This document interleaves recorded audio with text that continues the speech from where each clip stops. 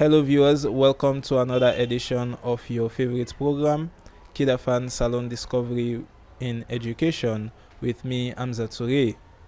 In today's edition of the program, we are here at the Poor Man Friends Justice Center to talk to the very first visually impaired lawyer in the country. Follow us as we make more discovery on this. We are here today to talk to Amidou Boubacar Sanko about his journey to the legal profession and how his experience has been as a visually impaired person trying to make it into the legal profession. Good afternoon, Mr. Sanko, Esquire. Good afternoon, sir, and good afternoon to viewers. Okay, so today we are here to talk to you about your journey into the law profession. And as mentioned earlier, you happen to be the very first visually impaired person to become a lawyer in the country. How does it feel to carry such an admirable position and to leave such a remarkable imprint in not only the country's fabrics but also the disabled community and Sierra Leone as a whole? Exactly, sir. Well, I see that as a kind of, I would say it's bittersweet. Yes, bittersweet in the sense it has some aspects of it which is very disappointing, which is, so difficult and tough. But now it is also becoming sweeter for me because what I dreamt of has come to pass of becoming the first visually impaired lawyer. So as a way of reflection, it's really good because it's something which we have been praying for, the disabled community have been longing for, and today God has done it for us divinely and by extra effort. So it's a good reflection. I just hope that I hope and pray that the government can at least find a better place for me to pursue, to really now deliver and to pay back to the society. Okay, so ironically, in Sierra Leone, most of us believe, or most Sierra Leoneans believe, that there are many lawyers in the country. Indeed, right? There are thousands of lawyers in the country. Indeed, but ironically, you happen to be the very first person of disability or visually impaired person to ever be a lawyer in the same country where we claim there are thousands of lawyers. Indeed, and do you not think that is telling on the, I would like to say, hypocrisy in terms of when we consider Sierra Leone as an inclusive society? Exactly. I mean, what do you have to say about inclusivity? How do you think this reflects on the inclusivity in the country? So as I said, it's bittersweet. I consider it to be bittersweet because there are some disappointing moments at the time I was pursuing the course from university onto law school. I was in dire need of so many things that are not forthcoming, and now it is becoming sweet and sweet for me because what I dreamt of, it has come to pass, and the society is now celebrating.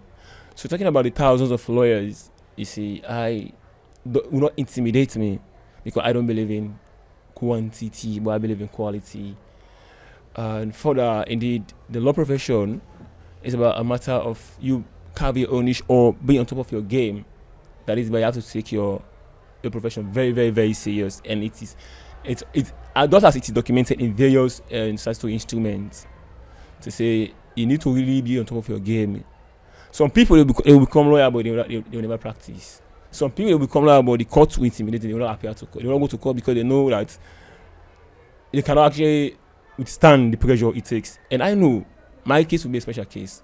And in fact, in my own angle, as the first visually impaired lawyer, I'm the very first. So I don't think it has much to do with number or so, because I am very first in Sierra Leone to become a lawyer as a visually impaired person. And everybody would really like to get me in his or her institution to get first-hand experience for me, and even government. And that is why I've had an appointment with the Honorable Chief Minister, Honorable David Moine Shenge, a proposal which has discussed. And I'm now waiting for me to meet the Honorable Attorney General and Minister of Justice for me to find a place at the Law Officers Department so that at least I can have my own place to pay back to society, to also pay to those who have helped me to serve humanity. So, speaking from your experience, how much work do you think Sierra Leone as a country and as a society has to do in terms of including the visually impaired or people with disability in some of these professions? Because to consider the fact that you happen to be the very first person with disability, the very first person with visual impairment to be a lawyer in the country in 2025, when we boast of thousands of lawyers in the country, how much work do you think Sierra Leone as a society has to do to remedy that? Perhaps I will not be in a better position to give statistics of that as to how much would they have to do in ensuring that I'm included. But all I believe in, it will happen for me, and I'll be praying for that. And of course, wherever there is an advantage, there must be some disadvantages. You see, so talking about inclusivity, people somewhere else have been crying to say it is not forthcoming. Whilst there are some other persons that will say, for them, because they are already into the system, they said, no, it is working. So it's about how you have a chance to get into the system of inclusivity, which is an exception to others that are outside. They couldn't get it right. Perhaps some people will say it's about qualification also, but yet there are people also that are qualified and yet they couldn't even get into the system.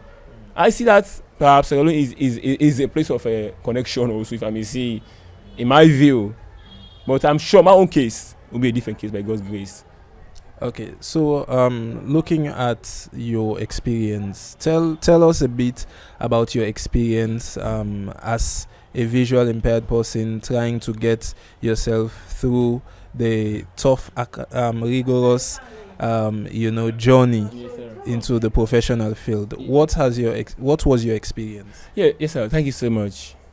And my experience really is very sad. It was very, very sad. It is really sad, very disappointing, because it's a taboo which I have broken, filled with, pregnable challenges.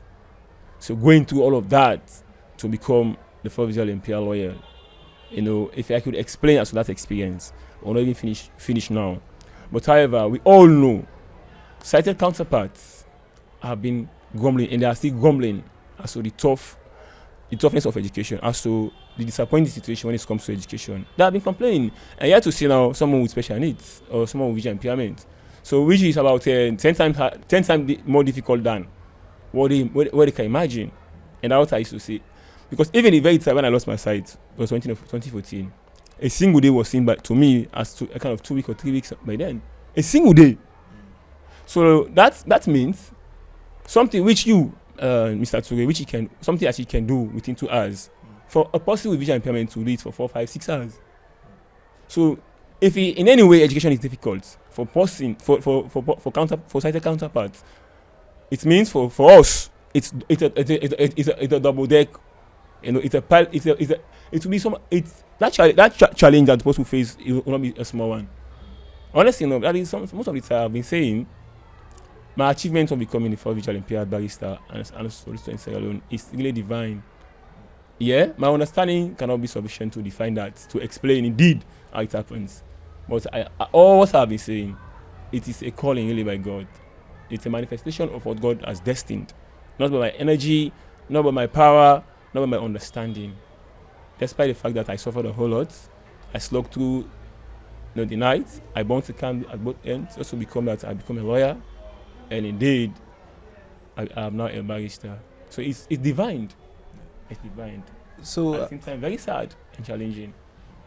So what do you think an achievement like this means for the disabled community, especially people with disability, especially the kids who are going through school right now? What do you think this means to them?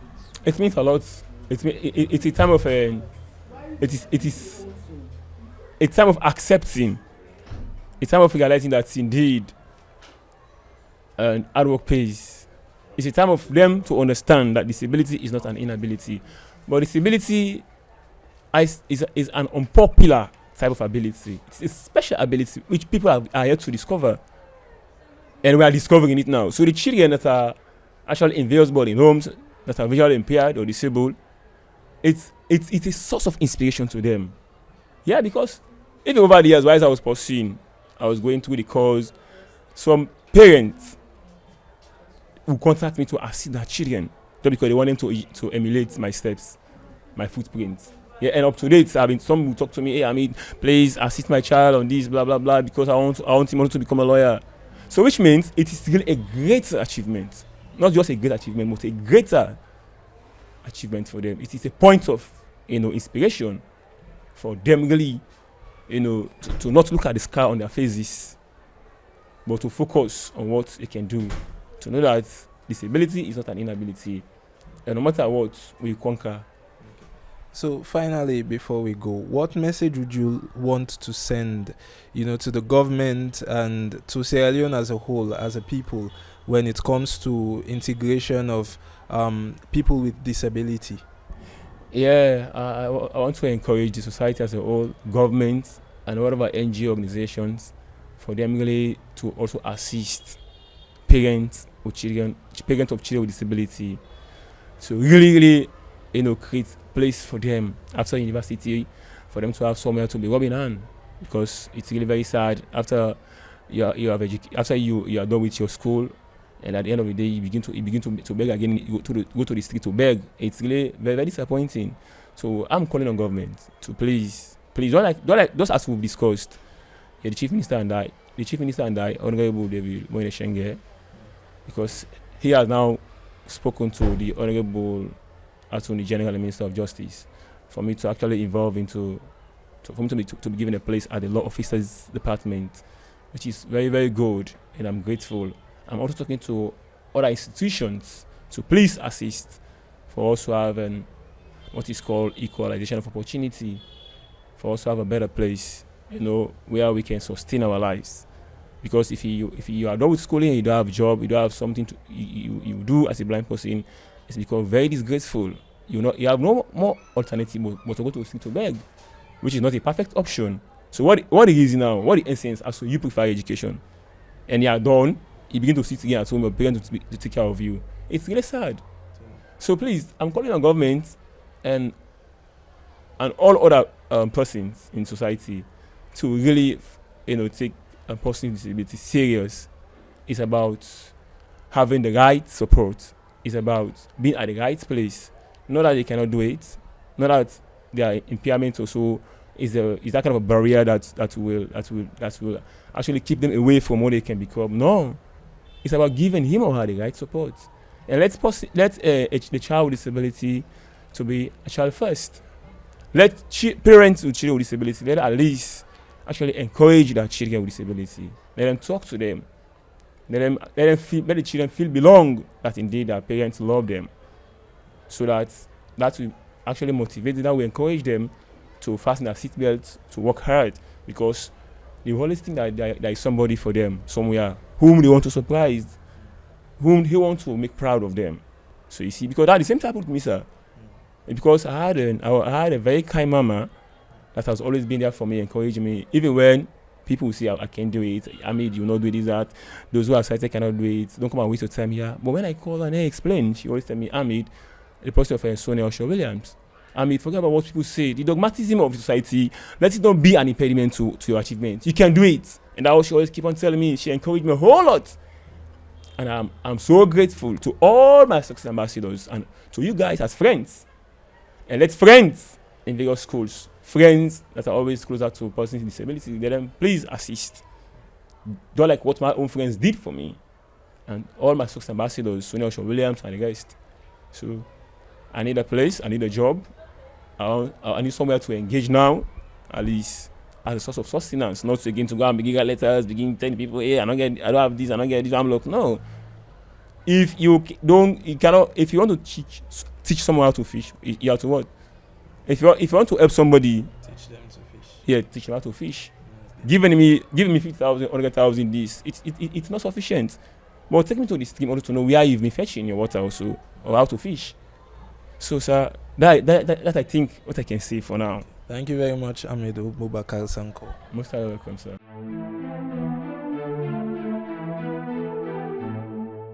Well, viewers, you've heard from Amidou Boubacar Sanko. He has said quite a lot about inclusivity in the country when it comes to the education aspect as well as the legal profession.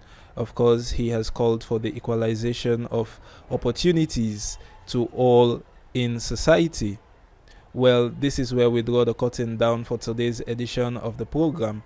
On behalf of our executive producer, Dr. Aisatu Kakejalo, our camera operator, Mohamed Sky Bangura, I have been your presenter, Hamza Toure. Until we meet again for another splendid edition, saying peace.